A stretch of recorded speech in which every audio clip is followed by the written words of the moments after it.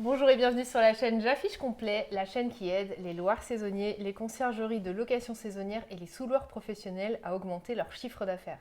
Aujourd'hui, je suis ravie de réaliser une interview d'Emmanuel Guingamp, qui est le dirigeant de la société Woolock.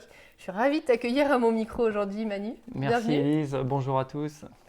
Alors, ce que je vous propose aujourd'hui, c'est que, et ce que je te propose, Emmanuel, c'est qu'on puisse découvrir ton parcours qui est très atypique et très intéressant, ton parcours en immobilier, ton parcours avec ta conciergerie aussi également.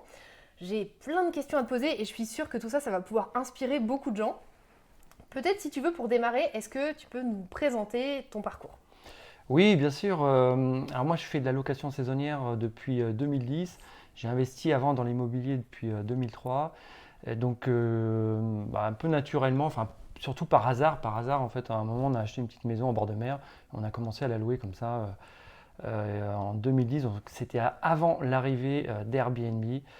Ça marchait pas mal, même avant Airbnb. Puis petit à petit, on a acheté un studio en ville et puis on s'est développé, on a grossi. Voilà, et au niveau de la conciergerie, c'est un peu pareil, c'est un peu le hasard aussi. Ce qui s'est passé, c'est que j'avais des amis qui ont commencé à me donner des biens en gestion. Et j'ai pas pu dire non. Voilà, et de fil en aiguille, j'en ai pris un, deux, trois, et aujourd'hui, j'en ai 45 en gestion dans la conciergerie Woolock, qui s'appelle Woolock. Donc c'est W-O-W-L-O-C. C'est une conciergerie spéciale investisseur. C'est pas pour n'importe qui, ça s'adresse pas à n'importe qui, on y reviendra. Mais en fait, j'ai créé la conciergerie que j'aurais voulu avoir en tant que loueur en saisonnier, voilà, tout simplement. Ce qui est intéressant, moi, ce que j'aime bien Mm. aussi dans ton parcours, c'est que tu viens d'un domaine d'activité qui n'est pas du tout celui-là à la base. Alors, Vraiment. rien à voir, moi je viens du médical, du social, donc rien à voir avec le business, avec l'argent, avec tout ce qui va avec, la location saisonnière, tout ça. Ça n'a vraiment strictement rien à voir, quoi. Ouais. Comme quoi on peut se réorienter aussi professionnellement.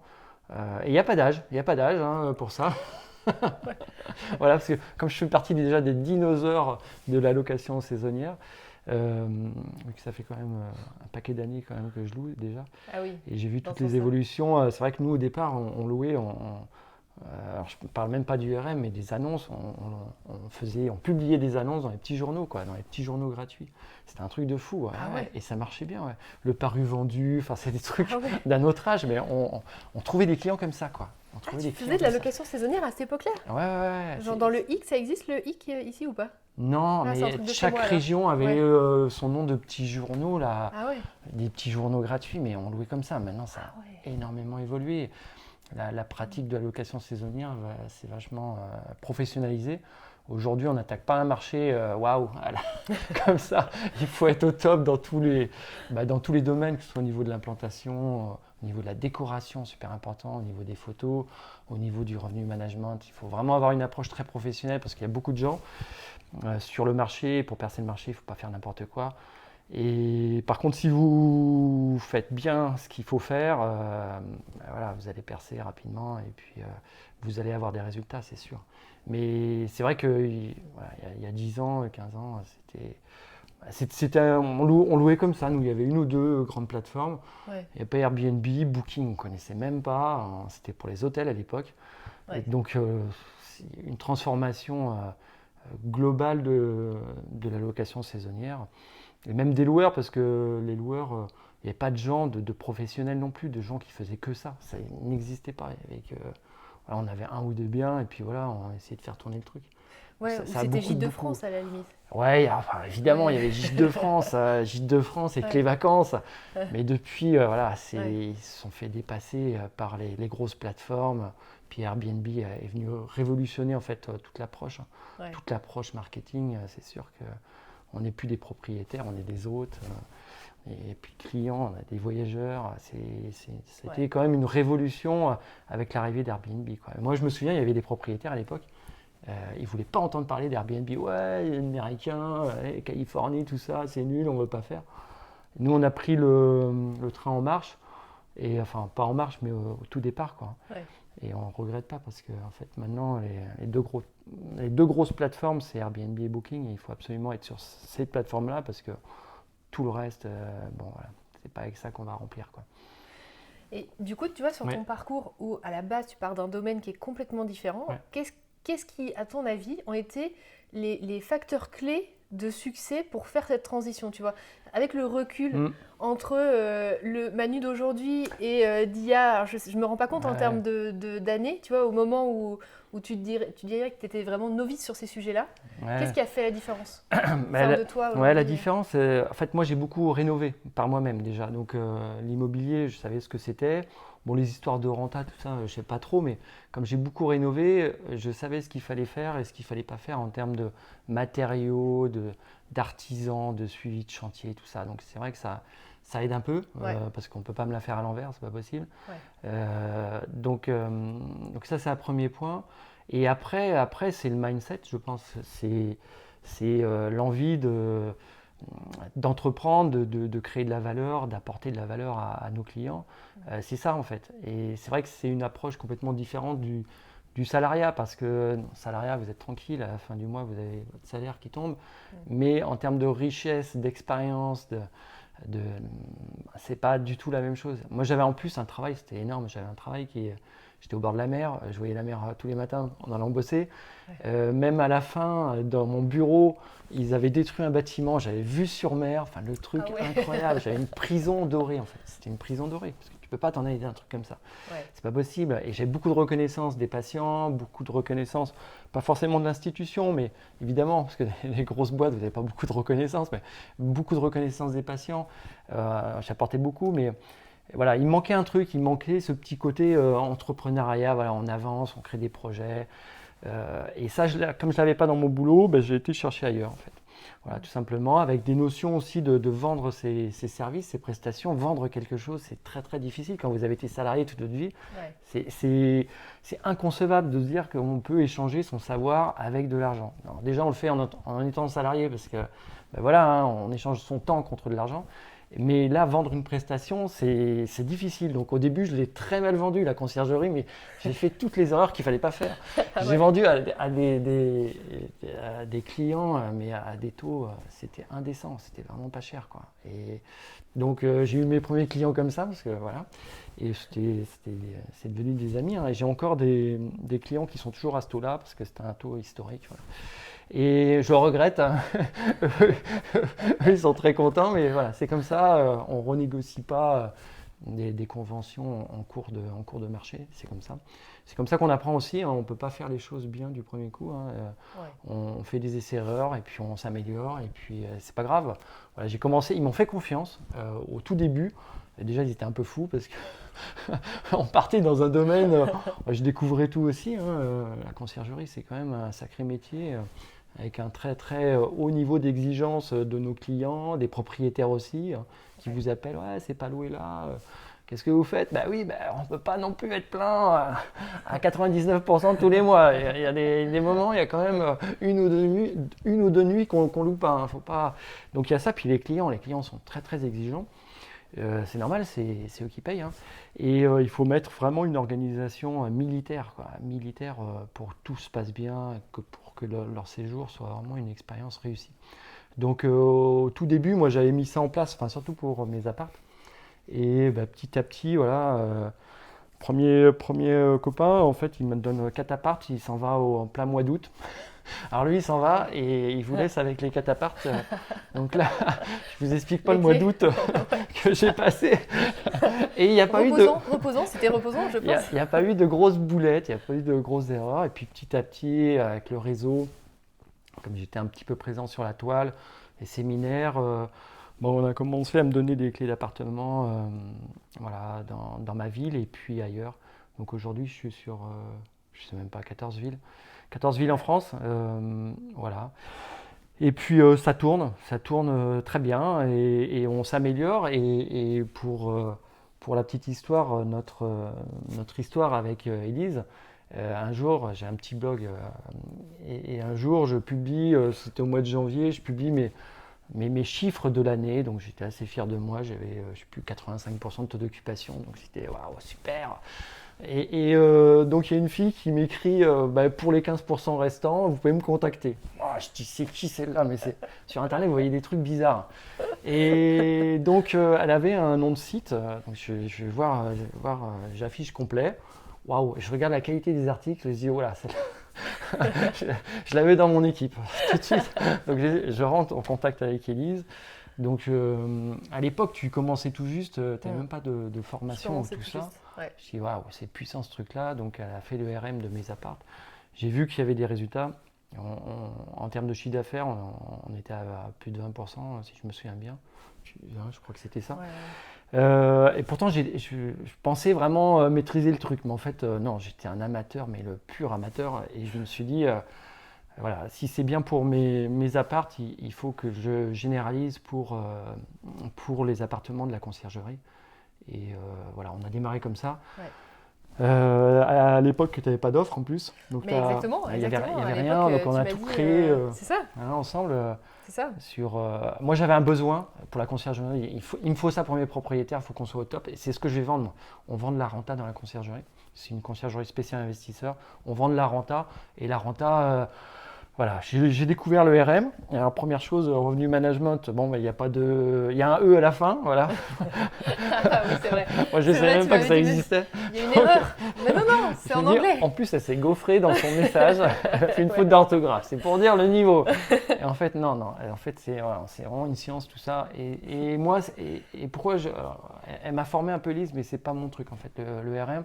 Les chiffres, tout ça, c'est pas là où je suis le plus fort. Donc, je lui ai demandé de faire sur mes biens et après les biens de la conciergerie. C'est très bien. En fait, on peut pas tout faire soi-même. C'est pas possible. On peut pas être bon dans tous les domaines. Vous pouvez picorer, vous pouvez essayer des trucs, mais il y a des trucs où vous serez forcément plus fort que d'autres. Et les trucs où vous êtes moins fort, il faut déléguer. Voilà, ça sert à rien d'essayer de vouloir s'améliorer sur des trucs où c'est pas votre truc. Vous voyez, il vaut mieux déléguer. On a une meilleure prestation. Évidemment, il y a un coût, mais en fait, c'est pas un coût, c'est un investissement. Enfin, en tout cas, moi, je le ressens vraiment comme ça. C'est un investissement pour avoir la conscience tranquille. Moi, quand je dis aux propriétaires, voilà, dans votre ville, de toute façon, ne vous inquiétez pas, les autres ne feront pas mieux. Je le dis vraiment en tout bien, tout honneur, et je sais qu'on sera meilleur que les autres. Donc, je ne vends pas du rêve, loin de là. Je ne sais plus ce que je veux dire. Je me perds, mais des fois, ça m'arrive aussi. Non, mais c'est hyper intéressant parce que du coup, tu expliques un peu pourquoi est-ce que tu trouves que c'est intéressant d'avoir du revenu management qui est délégué à quelqu'un en tant que dirigeant de conciergerie, quoi. Et de le sous-traiter, voilà, complètement, de le sous-traiter à 100%. Élise, elle a les clés du système, du channel manager, et puis c'est elle qui va faire les modifications, qui va faire l'étude, pas l'étude de marché, mais l'étude de prix. Toutes les semaines, voilà, il y a un rapport qui est fait pour savoir où on en est, est-ce qu'on a bien vendu, pas bien vendu, est-ce qu'on augmente les prix, est-ce qu'on les baisse. Moi, je préfère quand elle augmente les prix. Évidemment, quand elle baisse, pas trop quand même. Mais je mets un peu la pression. C'est pour vendre. Voilà, c'est pour vendre, il faut remplir. Et en fait, ce qui est terrible dans notre métier, c'est que chaque nuit qui passe, qui n'est pas vendue, elle ne reviendra pas, quoi. Ouais. Dans l'année, elle ne reviendra pas. Donc, il faut faire le maximum pour la vendre, mais au meilleur prix. Et c'est un métier. Voilà, et il faut être bon dans son domaine. Moi, c'est vraiment des choses où, voilà, c'est pas mon truc. Je pensais au départ, on avait fait la suivi de la formation, le coaching, tout ça. Et on ne peut pas être partout, c'est pas possible. On ne peut pas développer une entreprise et puis faire du RM en même temps. C'est pas possible. Sinon, il y a forcément des trucs que vous allez mal faire. Donc, l'idée, c'est vraiment de s'entourer des meilleurs et de s'entourer de personnes qui sont plus compétentes que vous. Et ça, c'est vraiment la clé du succès. Il y a des gens qui adorent avoir leur petite cour et puis voilà, c'est moi qui sais tout. Et puis en fait, vous ne progressez pas. On ne progresse pas comme ça. Ouais. Par contre, pour l'ego, c'est bon. Parce que voilà, mais on ne progresse pas. On ne monte pas un palier supplémentaire. Alors que voilà, avec une personne qui est ultra compétente dans son domaine, dont c'est le métier, bah, c'est vachement simple, quoi. Confiez les clés, vous y allez les yeux fermés. Moi, je ne me pose pas la question si le RM il est bien fait ou pas, si on est au meilleur prix dans telle ou telle ville. Forcément, on sera au meilleur prix. On est au meilleur prix. Donc là, ça fait un souci en moins. Des soucis, hein, il y en a plein d'autres en location saisonnière, hein, parce que Ouais, le système, ça saute, que ce soit Airbnb, Booking, c'est ça. Beds24, dès qu'il y a une mise à jour, il y a un truc qui saute, donc des soucis, il y en a tous les jours. Donc Ouais. là, au moins, en termes de tranquillité d'esprit, voilà, au moins on sait que le RM il est bien fait, et ce qu'on a vendu aux propriétaires, bah, la promesse, voilà, elle est là, Elle quoi. est là, Elle est là, ouais. ouais. Donc ça n'a pas de prix, ça. Il y a des gens qui se disent, bah, je vais faire ma grille de prix et puis après ça va tourner. Et c'est vrai que toutes les semaines, tu le disais Ouais. tout à l'heure, toutes les semaines, on Mm. t'envoie un rapport détaillé des biens. Ça Mm. peut être étonnant, tu vois, pour quelqu'un de l'extérieur de se dire, bah, comment ça se fait qu'il y a du travail à faire toutes les semaines? Est-ce que c'est vraiment justifié? Ouais. Qu'est-ce que tu répondrais à ça? Ouais, ça c'est une super question. En fait, moi aussi, au début, je pensais que c'était ça. Ouais, on fait une grille de prix à l'année, puis c'est bon, on paye une prestation, un one shot. Et non, en fait, les prix, ils évoluent en fonction de l'offre et de la demande dans la ville. Et les prix sont tout le temps en train de varier. Et en fait, c'est pas du tout statique, le RM. C'est complètement dynamique. Et avec le Covid, l'année 2020, ouais, c'était ultra dynamique, hein. Oui. C'est un peu comme les cryptos, quoi. C'est le truc qui n'est pas régulé et personne ne maîtrise. Et une semaine, voilà, on peut bien remplir. La semaine d'après, on se dit, tiens, pourquoi ça ne se remplit pas aussi bien que la semaine d'avant? Parce qu'il y a eu des décisions politiques, il faut suivre l'actualité, il y a le Tour de France qui passe, etc. Enfin, il y a toujours un truc, alors ça, on peut le prévoir à l'avance, hein, le Tour de France, mais il y a plein d'événements voilà, qui arrivent un peu au dernier moment, surtout en ce moment. Et puis la psychologie des gens. Voilà. Des fois, ils veulent tous partir en vacances le même week-end, quoi. Donc vous avez 10-15 réservations qui tombent le dimanche. Voilà. Et ça, bon, c'est difficile à anticiper, mais c'est comme ça. Donc il faut s'adapter en permanence. Nous, il n'y a rien d'acquis, quoi. Il n'y a rien d'acquis. Ouais. C'est un métier, on est en permanence en train de se remettre en cause sur les stratégies, qu'est-ce qu'on fait, qu'est-ce qu'on ne fait pas. C'est ultra dynamique. Et si vous décidez de fixer vos prix au mois de janvier, vous allez passer à côté d'un paquet d'argent, en fait, tout simplement.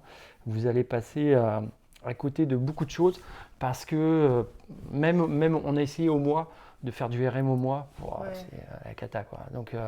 Donc il vaut mieux hebdomadaire, le mieux ce serait tous les jours, mais on n'est pas un hôtel de 400 chambres, donc ce ne serait pas rentable, en tout cas en termes de temps. Mais à la semaine, avec des comptes rendus hebdomadaires, une vision hebdomadaire, c'est un peu l'idéal, je pense. Ouais. Même pour toi, en termes de charge de travail, tout ça. Mais c'est vrai que c'est déjà beaucoup de boulot pour moi et l'équipe. Ouais. Mais c'est vrai qu'à l'inverse des hôteliers, c'est vrai qu'un hôtelier, enfin un analyste revenu management dans un hôtel, il va regarder tous les matins.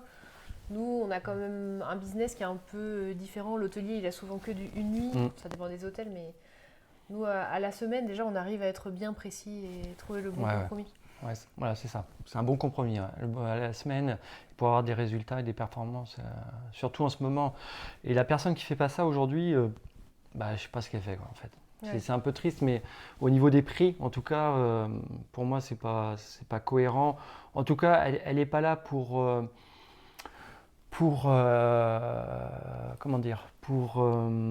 être du côté des propriétaires. Aujourd'hui, on travaille pour les propriétaires pour leur assurer le maximum de revenus locatifs.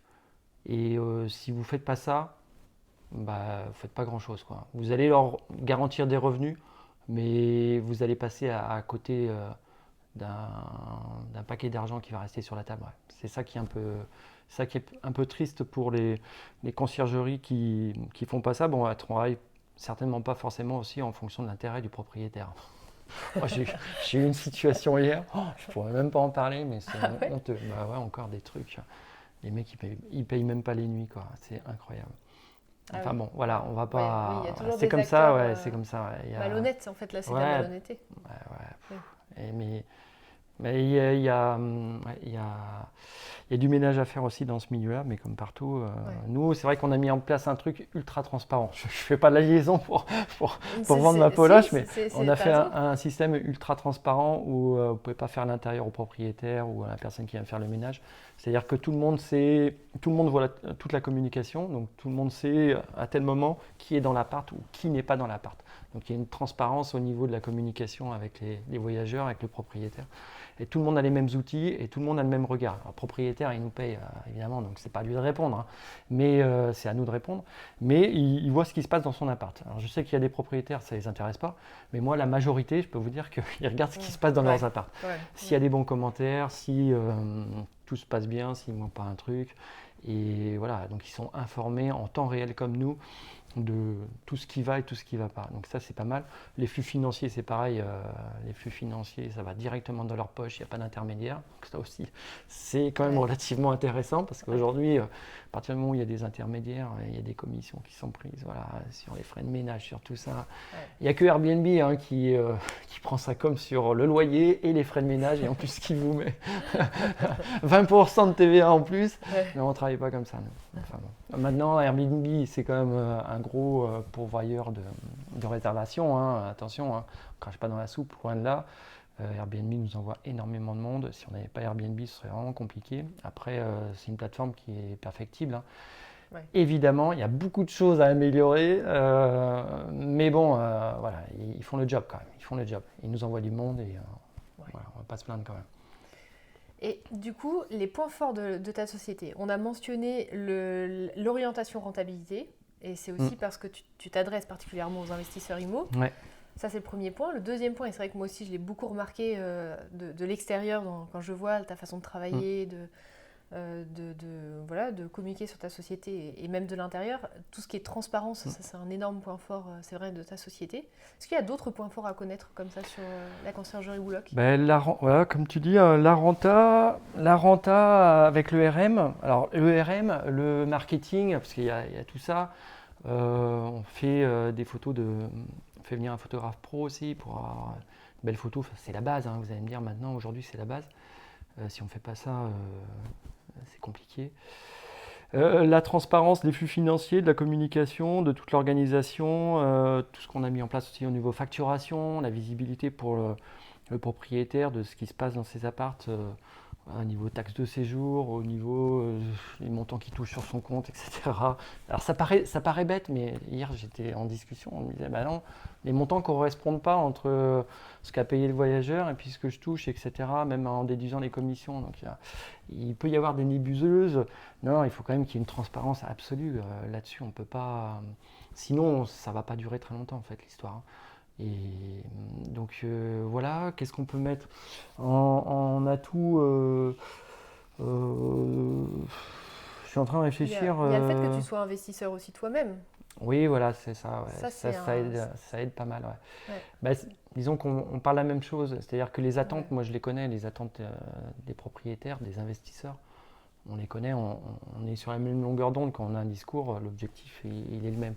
Donc c'est vrai que le courant, généralement, il passe bien. Quoi. Ouais. Forcément, parce que. Et le fait que ce ne soit pas aussi une grosse société internationale avec 50 000 personnes qui ne répondent pas au téléphone, etc.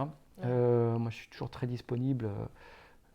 Évidemment, pour les questions des propriétaires, les clients, en priorité aux clients, on est d'accord, mais les propriétaires sur des choses à améliorer.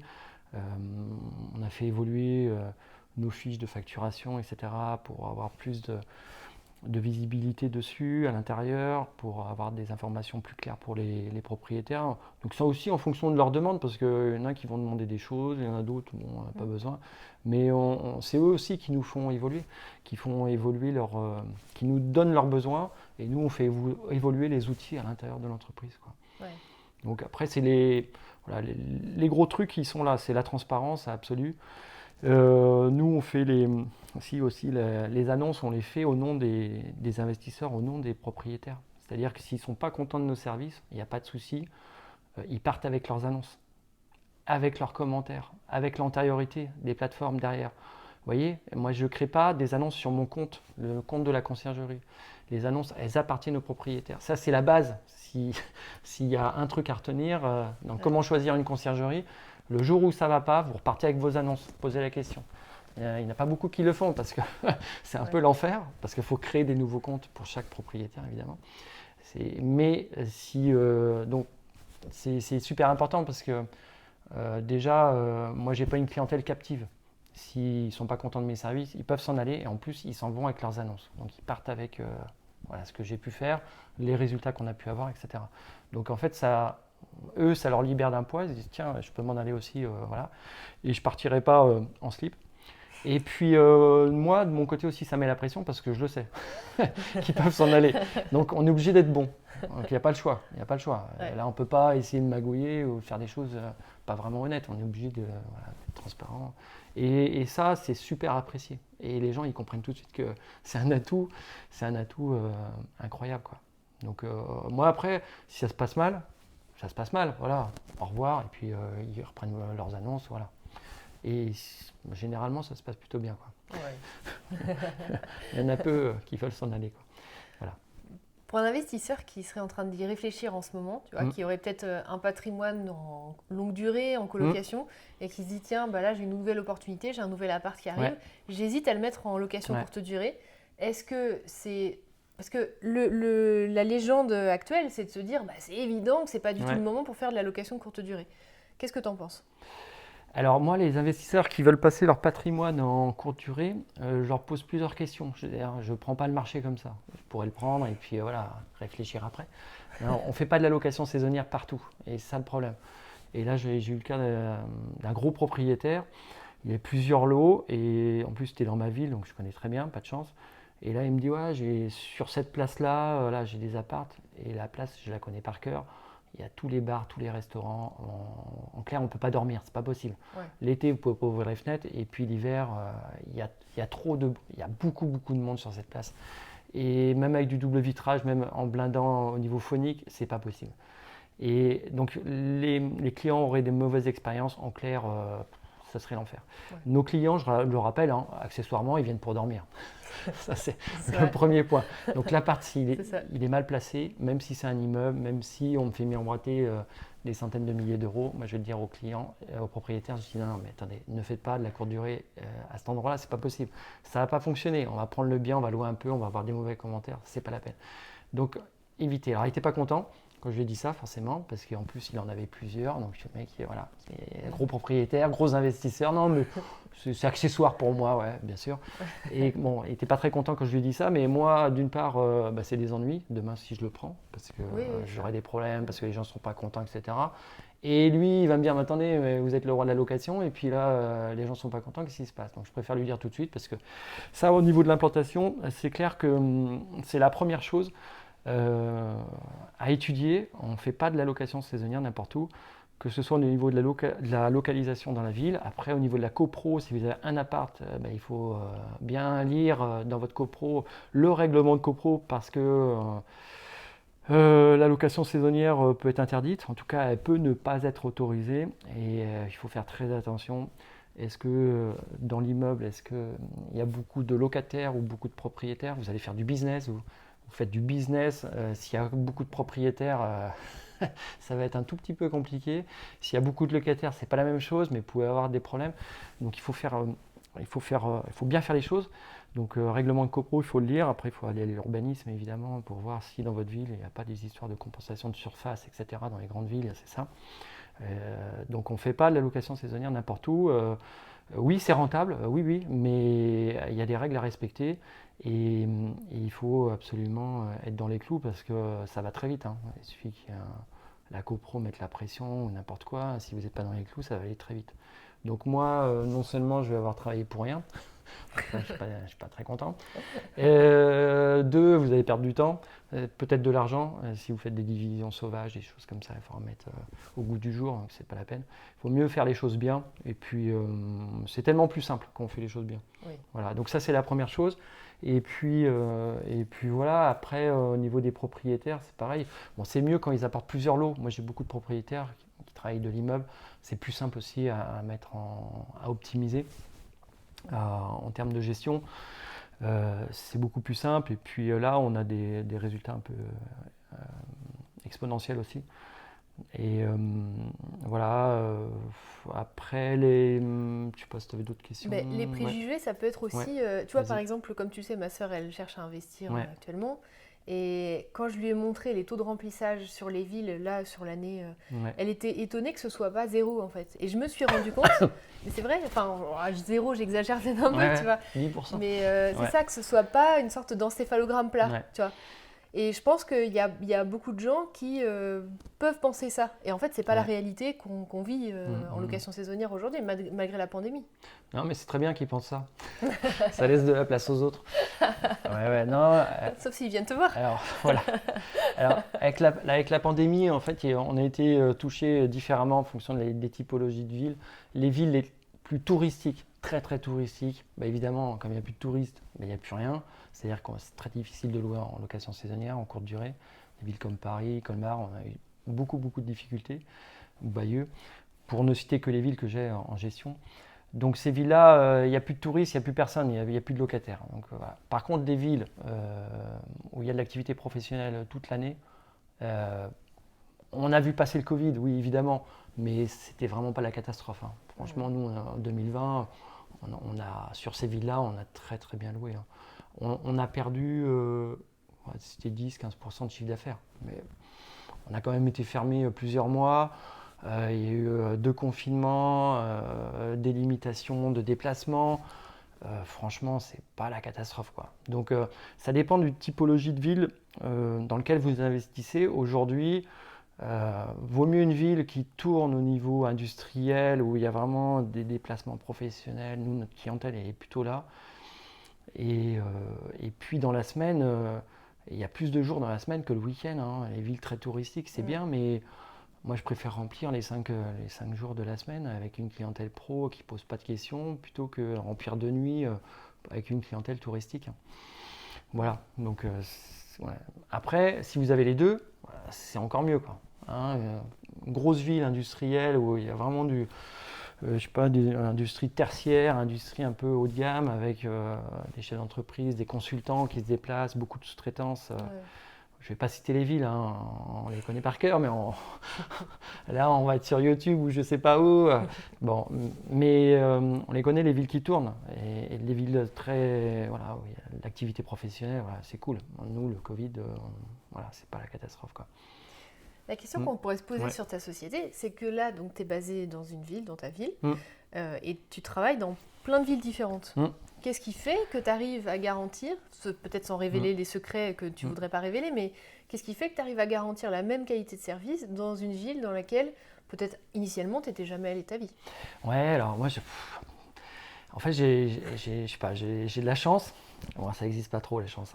Non, j'arrive à trouver des personnes motivées, motivantes, et franchement, j'ai une équipe de fous au niveau local. Donc, c'est des gens donc, qui ont envie de créer leur conciergerie ou qui l'ont créé, qui débutent et qui ont envie de se lancer, etc. Donc, c'est plutôt des chefs d'entreprise. Et j'ai eu pour l'instant, je touche du bois, mais ça se passe vraiment bien avec ces gens-là. C'est des chefs d'entreprise. Voilà. Donc, je ne travaille pas avec des femmes de ménage. Et tout le monde travaille avec des femmes de ménage parce que c'est moins cher, etc., etc.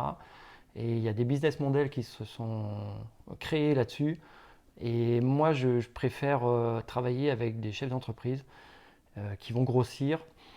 On va grossir ensemble, on va avoir de plus en plus de biens. On n'a pas du tout c'est pas du tout le même spirit, l'état d'esprit. Et en termes de responsabilité, c'est pareil. C'est pas du tout la même chose. Et en termes de rémunération, c'est pas du tout la même chose. Et en termes de résultats, c'est pas du tout la même chose. Voilà. Tu veux dire plus cher en termes de rémunération, juste pour être sûr de bien comprendre ce que tu dis? Ouais, certainement. Mais il faut savoir ce qu'on veut. Aujourd'hui, si vous payez les gens au lance-pierre, vous aurez une prestation au lance-pierre. Sauf que les clients derrière, ils ne veulent pas de prestation au lance-pierre. Donc il faut savoir ce qu'on veut. Il y a un moment, il faut aussi bien payer les gens. Et moi, les frais de ménage, je ne les discute même pas. Quand on me fait un devis, je dis OK, on présente ça au propriétaire, ça va pas. Alors je connais maintenant en France combien on est. Et évidemment, si vous me présentez du 120 € pour faire un studio, comme récemment. Ah, c'est arrivé? Oui, c'est arrivé. Ok. Et je dis, attendez les gars, 120 € pour faire un studio, là, c'est un tout petit peu trop. Alors, on a une explication avec le dirigeant. Donc on ne va pas travailler avec lui, mais Lui, en fait, c'est pas du tout sa cible, le studio. Donc, ça s'explique, hein. Sur des grosses maisons, pourquoi pas, hein. Moi, je connais des personnes, elles font du checking sans ménage à 150 euros sur de la grosse maison. Mais c'est de la maison à 2000, 3000 euros. Et juste la remise des clés, c'est 150 euros. Bon, pourquoi pas. Après, il y a des business models qui. C'est une grosse conciergerie, hein, qui a plus de lots que moi et ça va très bien. Mais nous, on travaille, on fait de la LCD. Donc, on a une clientèle surtout. On a surtout des apparts en ville. Petite taille ou grande taille. On développe aussi avec des maisons en Corse, dans des grandes villes. C'est pas mal la maison aussi. Ça répond à une autre clientèle.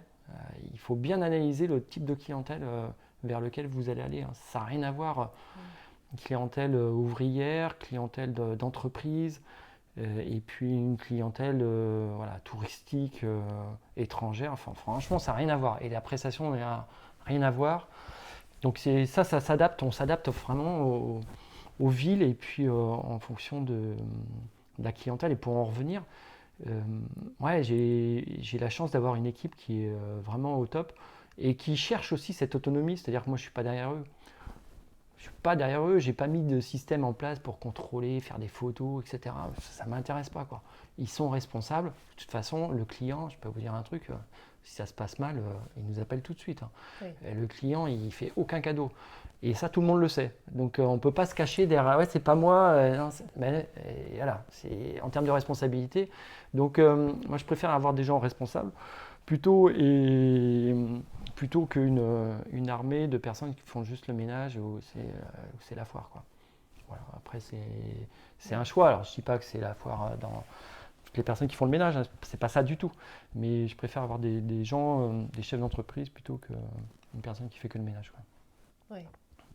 Et du coup, on est un peu dans cette équipe-là aussi, chez J'affiche complet, parce qu'on est beaucoup en contact beaucoup. tous les deux. Ouais. Est-ce que tu pourrais me dire ce que serait ta vie sans avoir souscrit au service J'affiche complet aujourd'hui en tant que chef d'entreprise de ta conciergerie? Ah Ce serait un enfer. Mais non, en fait, moi je vends la prestation aussi à mes propriétaires. Donc si j'avais pas J'affiche complet, je n'aurais pas vendu la même chose, évidemment. Ce ne serait pas une conciergerie spéciale investisseur. Parce qu'il faut quand même une partie RM, forcément. Donc j'aurais pas vendu la même chose. J'aurais été un peu plus comme les autres. On fait du RM. Voilà, j'ai 2 personnes qui font du RM pour 2000 apparts. Voilà, super. Les mecs, ils font de la flûte, quoi. C'est ce que je veux dire. Non, mais c'est pas possible. C'est pas possible. Donc, non, ça n'était pas la même chose. La prestation n'aurait pas été la même. Après, ça correspond à ce qu'attendent la majorité des propriétaires. Voilà, ils s'occupent de rien, ça tourne, ça vivote, et puis ça leur suffit. Il y a des gens pour qui ça leur suffit, super, tant mieux. Mais moi, mes clients, ça leur suffit pas. Mes propriétaires, ce qu'ils veulent, c'est le maxi, quoi. Ils veulent le maximum de rentabilité. Donc, on met le maximum d'efforts. Moi, Élise, c'est mon premier poste de dépense. C'est un quart de mon chiffre d'affaires. C'est un quart du chiffre d'affaires. Je dis, c'est pas possible. C'est pas qu'elle me coûte cher, c'est que j'en ai besoin, mais il faut que je le fasse. Et c'est comme ça. Voilà, c'est un investissement. C'est ce que je vends aussi. Donc, c'est pas que ça coûte cher. Mais si vous vendez ça, il faut mettre en place l'organisation qui va avec les prestations qui vont avec, quoi. On travaille qu'avec les meilleurs. Il y a aussi le fait que, parce que comme nous, on te produit aussi des croissances de chiffre d'affaires, c'est notre travail de faire que tous les mois, tous les ans, ça augmente.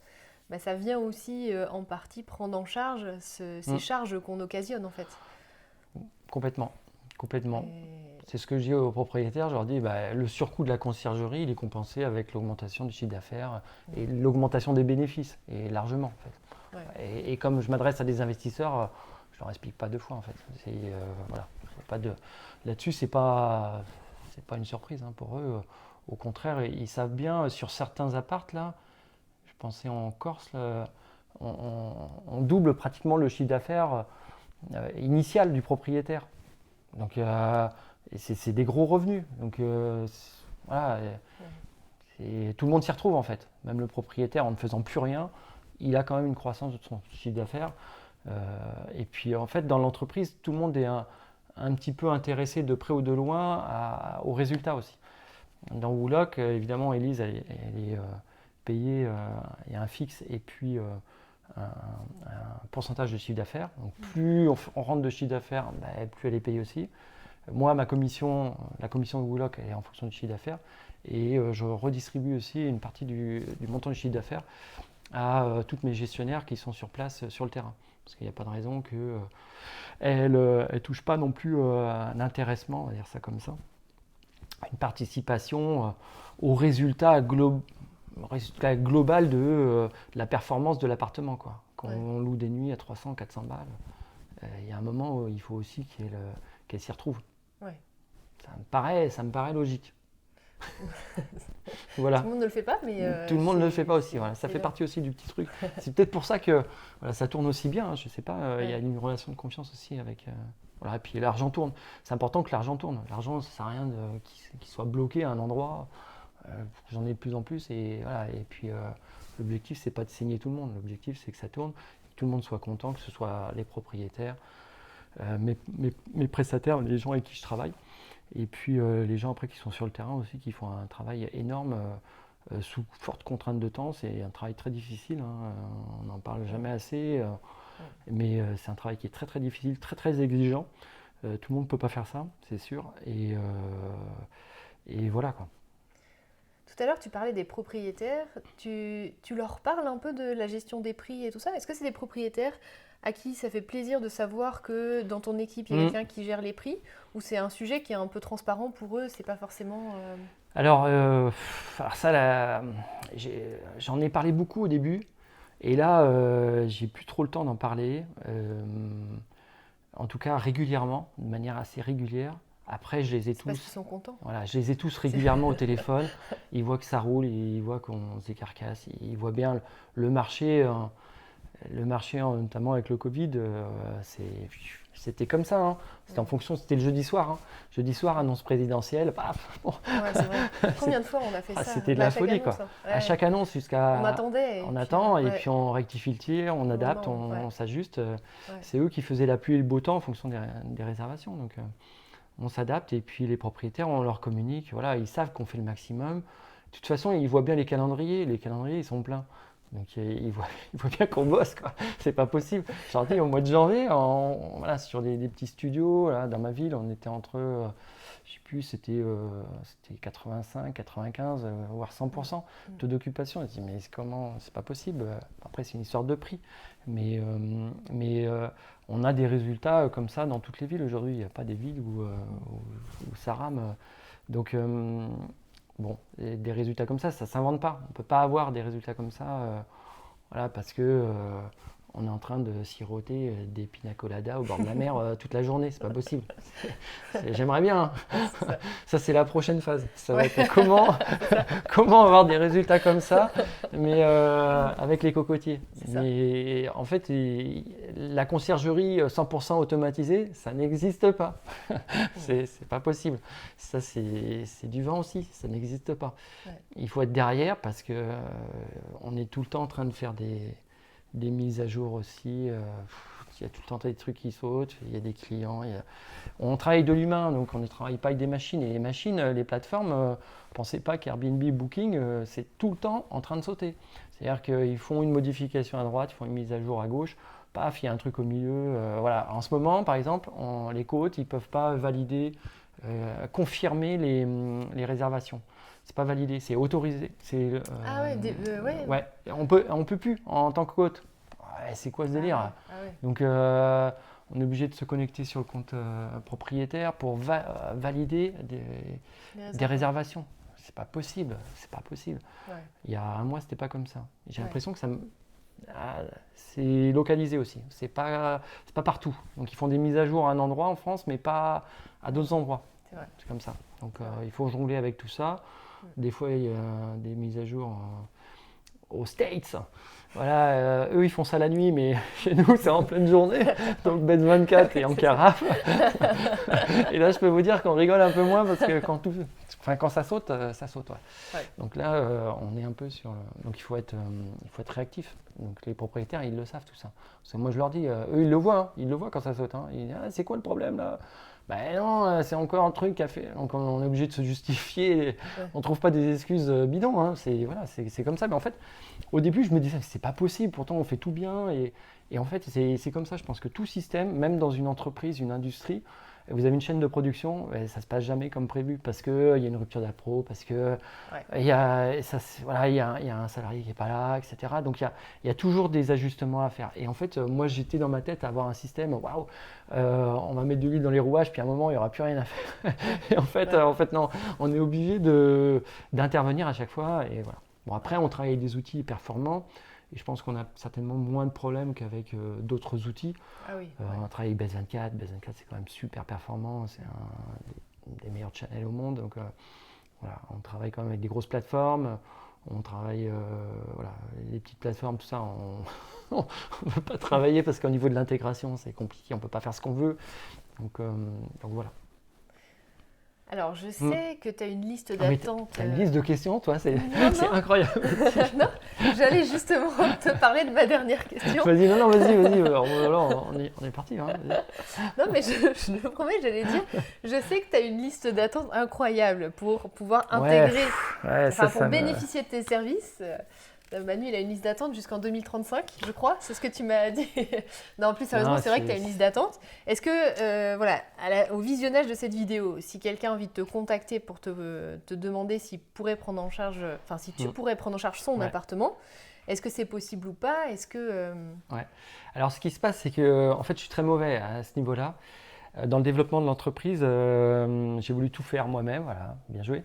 Et il y a un moment, il y a un peu un goulet d'étranglement et on ne peut pas tout faire. Et c'est vrai que j'ai eu une liste d'attente assez longue et c'est pas bon. C'est bon pour personne, pour les propriétaires parce qu'ils attendent. Bon pour moi, c'est pas bon parce que voilà, on envoie une image qui est pas, les attentes, c'est pas terrible. On crée de la rareté alors que il faudrait la créer ailleurs. Hein. Donc c'est pas bon. Aujourd'hui, je suis en train de m'organiser pour aussi sous-traiter cette partie technique, remplissage des annonces, Base24, tout paramétrer.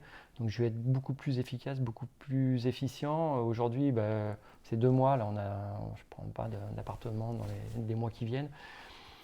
Parce que c'est trop compliqué. Et puis on est obligé de faire du bon travail aussi. Donc voilà, il y a un temps de mise en œuvre. Ouais. On ne peut pas rentrer un appart comme ça en 3 jours. C'est pas possible. Il faut se déplacer, il faut discuter sur la boîte à clés, pas boîte à clés. Il y a beaucoup d'interrogations, de questions. Il faut établir la confiance avec les propriétaires. Ça ne se fait pas du jour au lendemain tout ça. Donc on ne peut pas être ultra réactif à ce niveau-là. Et moi, je préfère une croissance linéaire, mais voilà, sans accroc. Généralement, quand je lance un bien, je ne reviens pas dessus, c'est-à-dire que ça tourne du premier coup. Ça peut paraître bizarre hein, si vous entendez ça, mais je préfère le dire. Voilà. Et puis voilà, il y a une liste d'attente, j'espère qu'elle sera de plus en plus courte. Mais voilà, pour l'instant, il y a un petit peu d'attente. Il faut prendre son mal en patience et anticiper aussi. Et ne pas hésiter à prendre contact assez tôt dans votre projet pour voir déjà s'il est réalisable, faisable. Moi, je préfère décliner. J'ai eu le cas. Ah, c'était quoi? Il était placé, voilà, mais en centre-ville, mais hyper centre, impossible de se garer. Une ville très touristique, mais impossible de se garer, vraiment en hyper centre. Et il voulait louer toute l'année. Ouais, c'est compliqué d'apporter une clientèle, d'amener ici une clientèle professionnelle toute l'année avec une énorme saisonnalité de l'appartement au niveau de la clientèle, c'est-à-dire qu'on a beaucoup de gens mais l'été et très très peu l'hiver. Donc en fait les clients l'hiver, il va falloir être très performant au niveau du RM, donc on va baisser les prix. La clientèle pro à l'hypercentre, elle va peut-être pas forcément y aller parce qu'elle veut se garer à proximité. Donc je lui ai dit, ton bien est sympa en plus, le bien a besoin d'une bonne déco et je crois qu'il n'était pas prêt pour faire venir une décoratrice. Donc je sentais pas trop, je préférais lui dire que voilà, c'était niette, on n'allait pas pouvoir travailler ensemble, j'étais désolé. Plutôt que de prendre son appart et de ne pas pouvoir le pousser au maximum. Parce que l'objectif c'est quand même de le pousser au maximum. Et donc je choisis un peu les biens aussi. Mais si ça correspond pas, ça correspond pas. Et aujourd'hui, percer un marché, c'est pas évident. Et il faut vraiment le bien adapté au marché aussi.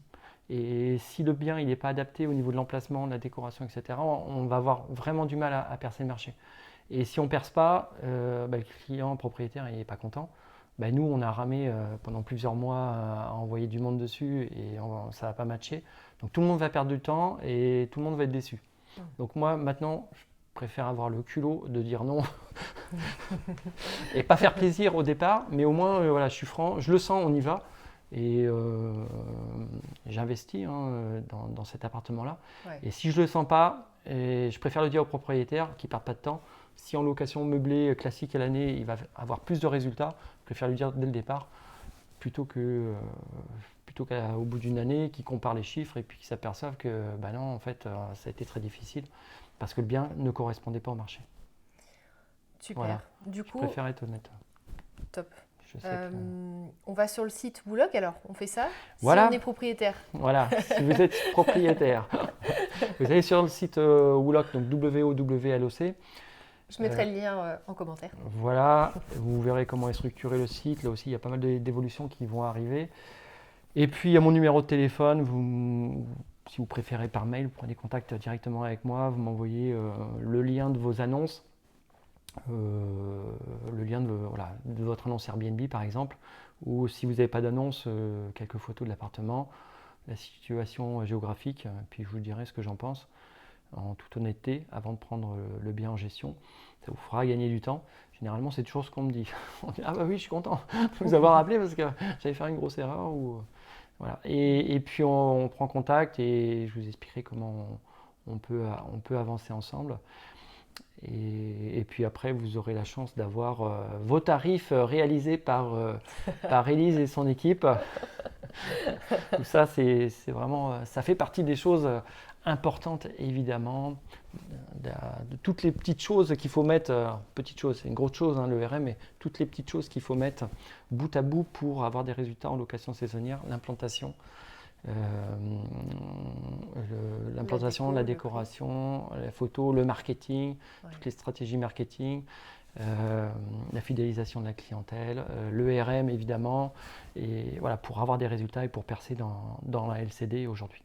Top. Écoute, merci beaucoup Manu pour cet échange super intéressant. Écoute, avec plaisir. Tout ce que tu nous as partagé, c'est vraiment des pépites, donc merci. J'étais ravie de t'accueillir sur la chaîne et puis au plaisir de... Ouais, moi aussi ça m'a fait très plaisir, merci beaucoup. Et puis de toute façon ça se passe super bien dans le boulot, ça fait 2 ans qu'on travaille ensemble, 2 ans, 3 ans. 2 ans, ouais. Voilà, de toute façon c'est une relation de confiance là aussi, tout est une relation de confiance, donc allez-y, louez en LCD, ayez des rêves, et Viséo pour avoir des bons résultats, et puis contactez-nous, il n'y a pas de souci, on répondra à votre demande. Voilà. Joli mot de la fin. Merci Manu. Ciao, merci encore Élise. Merci.